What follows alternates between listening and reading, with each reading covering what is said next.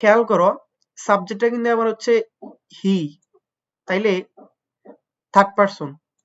তাহলে আমরা কি করব, শুরুতে লেট আনবো, এখানে লেট। তারপর আসসালামু আলাইকুম, সকলকে স্বাগতম জানাচ্ছি আমার চ্যানেল মোহাম্মদ রাফিলে।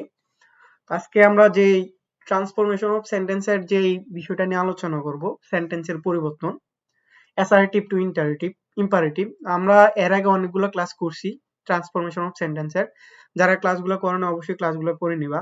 তো আজকে আমরা রুলস 1 এ যা পড়বো, অ্যাসার্টিভ টু ইম্পারেটিভ করার নিয়মে, আমরা অ্যাসার্টিভ সেন্টেন্সের সাবজেক্ট যদি ইউ হয়, তুমি জানো যে অ্যাসার্টিভ সেন্টেন্সটা শুরু হয় সাবজেক্ট দিয়ে, এবং সেই সাবজেক্টটা যদি ইউ হয় তাহলে আমরা ইম্পারেটিভ করার একটা নিয়ম, আলাদা নিয়ম ফলো করতে হবে। সেটা হচ্ছে শুরুতেই আমরা ভদ্রতা হচ্ছে প্লিজ অথবা কাইন্ডলি বসাতে পারবো। হ্যাঁ, না বসাইলেও চলে, বাট ভদ্রতা হচ্ছে প্লিজ অথবা kindly বসানোই Uttam.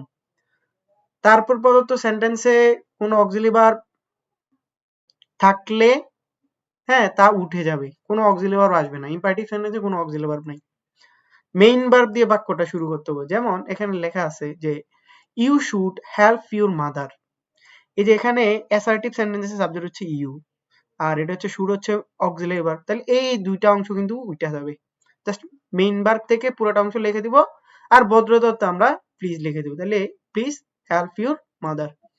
You must study hardly, তাহলে এখানে ইউ আছে সাবজেক্ট, মাস্ট আছে অক্সিলারি ভার্ব, তাহলে আমরা এটুকু বাদ দিব। তাহলে আমরা বলতে পারি study hardly.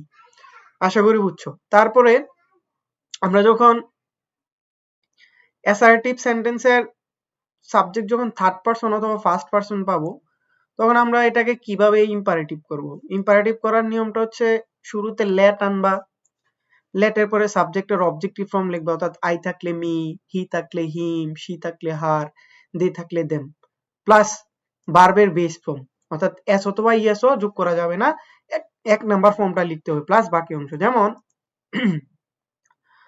He studies attentively to be a pilot.